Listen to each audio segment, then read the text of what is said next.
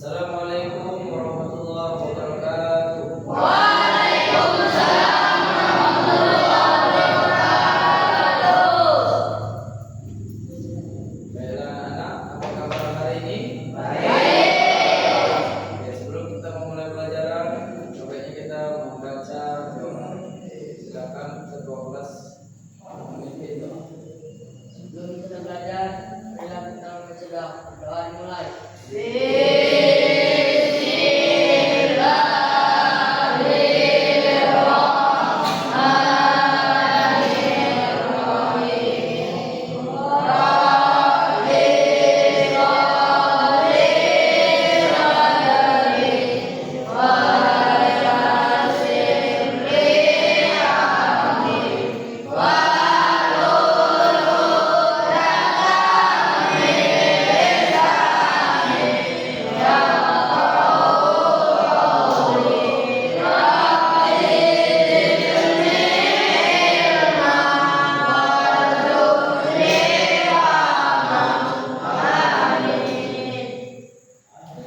Sebelum memulai, kita akan absen terlebih dahulu.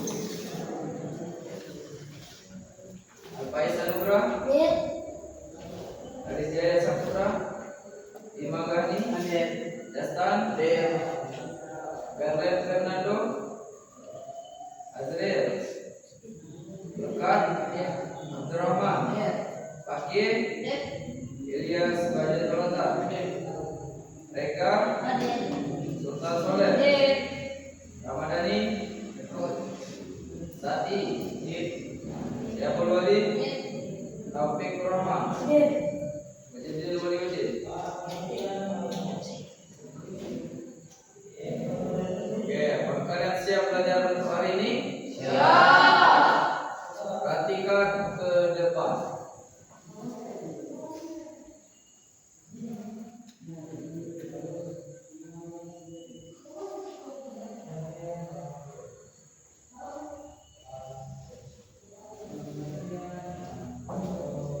Dari kalimat yang ada di depan, apa dalam pikiran kalian?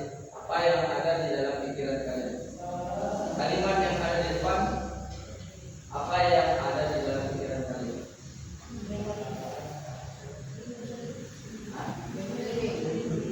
Mencuri.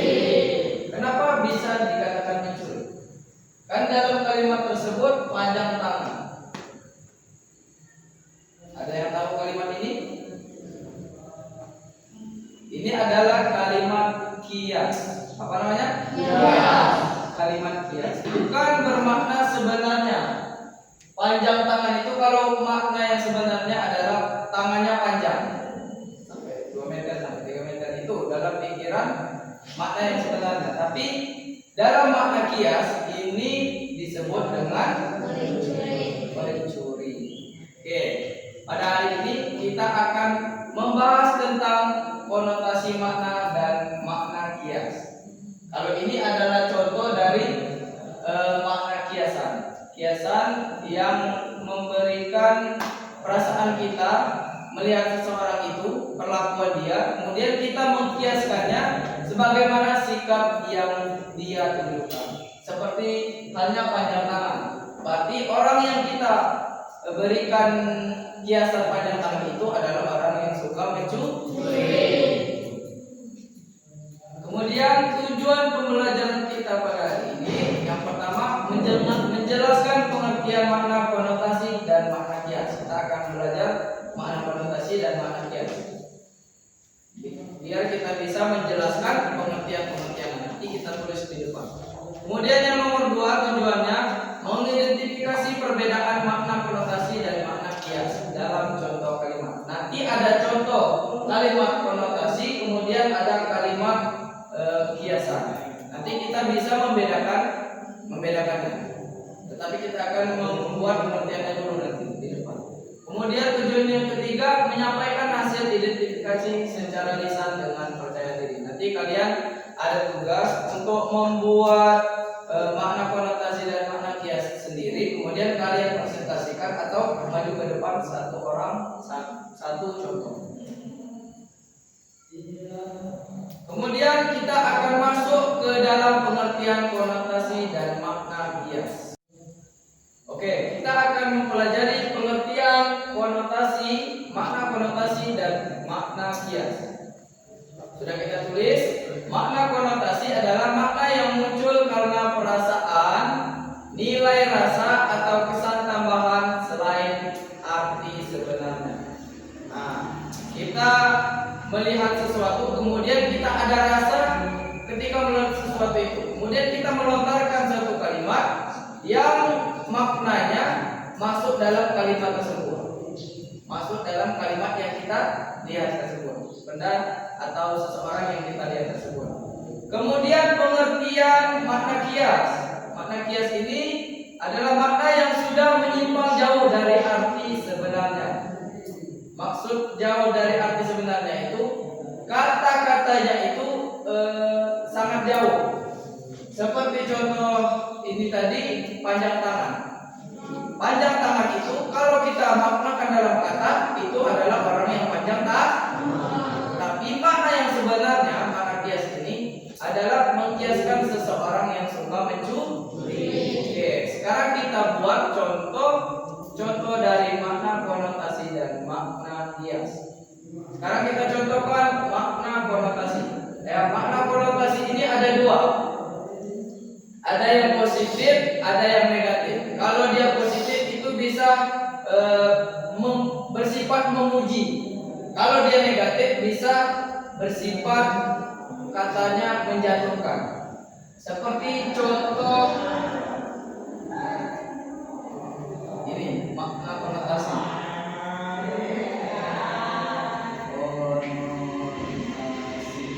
Contoh yang pertama, gemuk.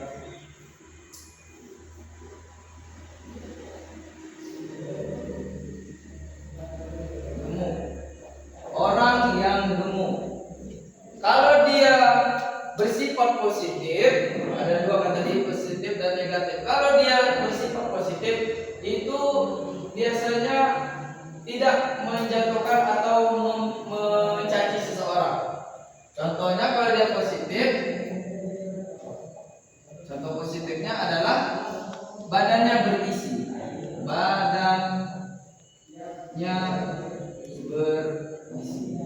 Badannya berisi karena dia bersifat badannya gemuk. Kalau dia negatif, konotasi yang bersifat negatif bisa membuat perasaan seseorang itu yang kita katakan menjadi tersinggung. Apa itu? Contohnya, ya bisa gendut, bisa buncit. Gendut atau buncit.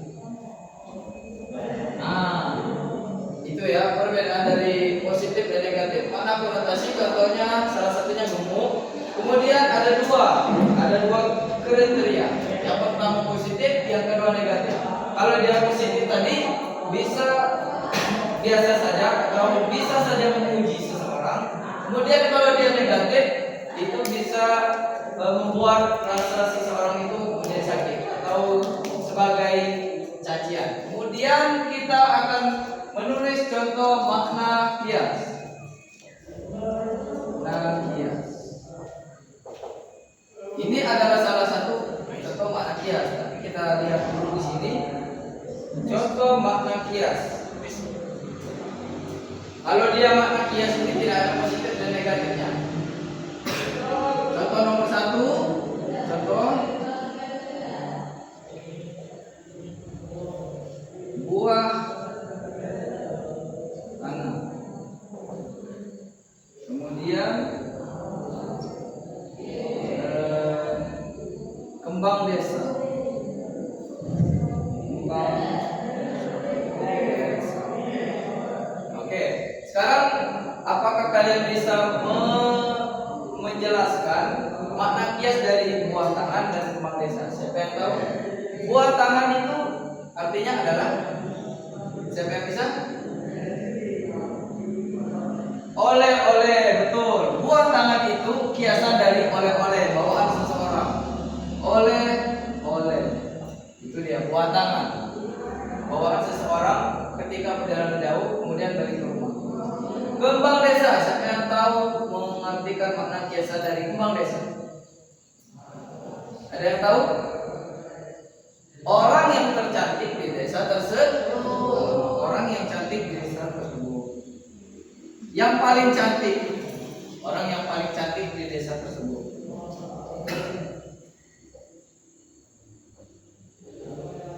Di desa. Nah, itu adalah contoh-contoh dari makna konotasi dan makna kias. Satu contoh makna kias. Mengerti? Silakan dibuat.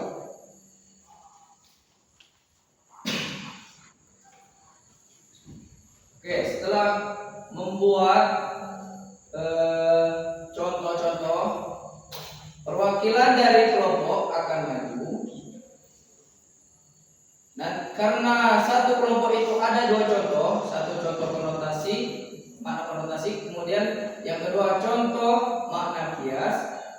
Nanti perwakilan dari kelompok 1 dan 2 ada yang pertama satu orang mencontohkan makna konotasi, yang kedua mencontohkan makna kias. Kemudian seperti itu untuk kelompok 2. Silakan kelompok 1 memberikan contoh makna konotasi. Yang pertama, silakan. Boleh ditulis ke depan. Tulis. Tulis. Tulis yang tulis.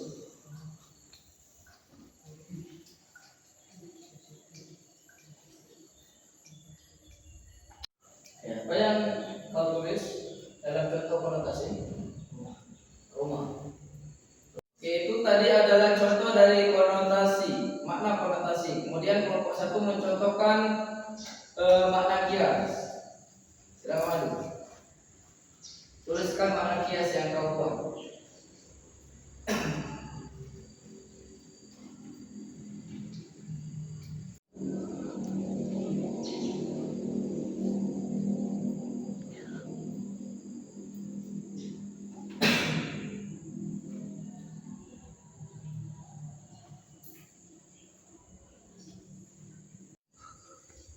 Oke, ini adalah salah satu contoh dari makna kias kelompok 1. Silakan di ajukan. Makna kias, contohnya kepala batu.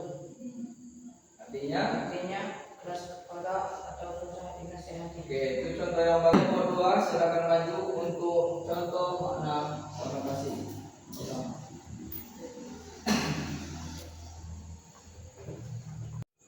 Untuk kelompok 2, silakan baca contoh dari konotasi, makna konotasi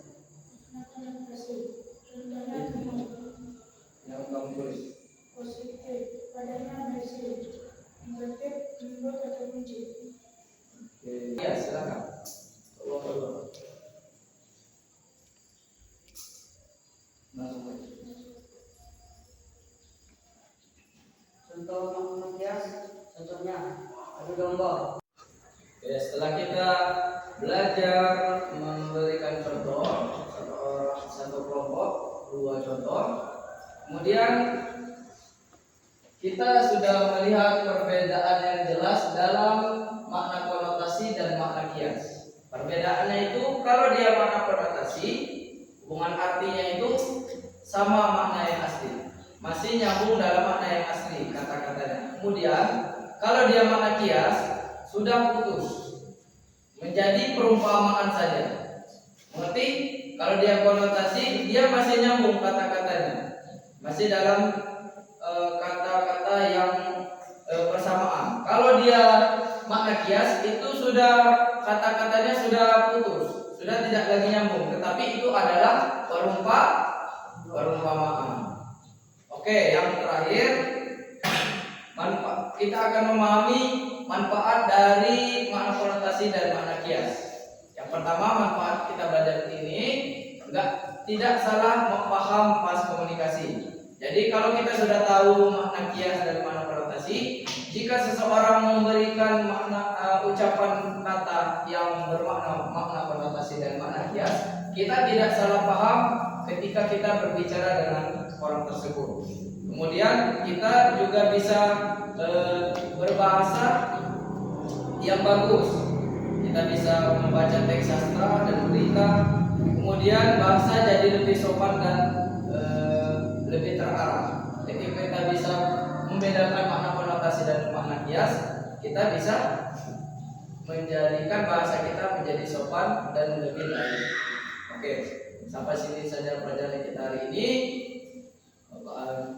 Sebelum kita pulang, kita membaca doa kafaratul majelis.